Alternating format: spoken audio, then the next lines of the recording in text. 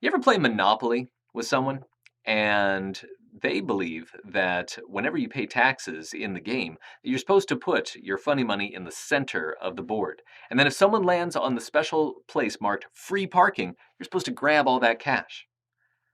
You ever played with someone who didn't believe that? And in fact, they challenged you when you said, well, that's the way it's supposed to be played. And they said, look in the rules, it's nowhere in there. That's a house rule. What you have is a problem. There's a standard for how Monopoly is supposed to be played. It's in the rules. But some people have modified those rules just a little bit to make the game more fun to play.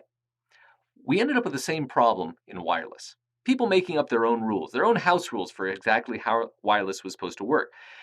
Remember that timeline.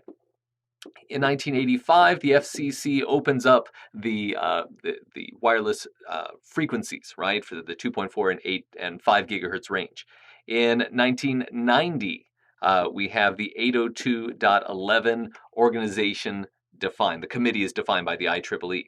In 97, they released their first protocol, 802.11-1997. We have the first protocol here. And then immediately following that, 99 and 2000, we end up with 802.11 A and B. All right, so following right up on that. But the problem is, and Cisco will tell you this, they developed things like these access points, and they would have these various different clients using different vendors' network interface cards. And some of those folks would be able to connect no problem, right? Life is good. Others would try to connect and, no connection at all. But they say that they're both these network cards that are connecting to this access point say that they're 802.11a specified. So why aren't they working? And the answer is that sometimes the vendors would play by house rules.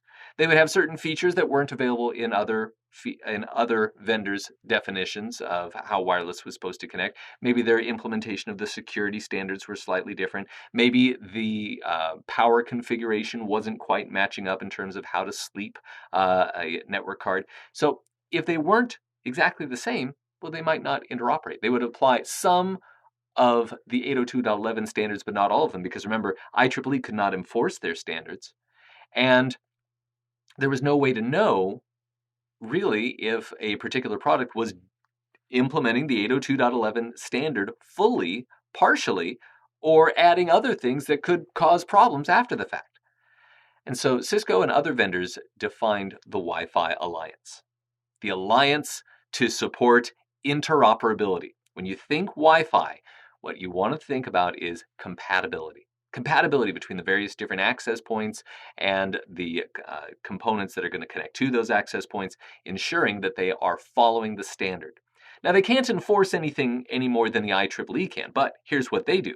They test the products. They have rigorous tests. They have tested tens of thousands of products to verify that if it says it's an 802.11, let's say, G product, that it works with everything else that is an 802.11g product. And if it doesn't, well, then Wi-Fi won't put their stamp of approval on that device. But if it does, then it does get literally a stamp. You purchase a box and it's an access point or a wireless network interface card, and it actually will say Wi-Fi approved. And that means it'll work with everything else that says it's Wi-Fi approved. They are putting their reputation out on the line as a standards organization to say that it actually has tested that product and it is compatible.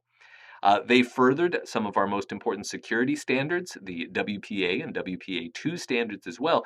Again, ensuring interoperability of the security handshake is absolutely critical to maintaining high standards between our devices, making sure that we're not letting anything leak out into the network. So, very important body to be aware of, making sure nobody plays by any special Monopoly house rules, but that we're all following rules that would allow us to play the game together.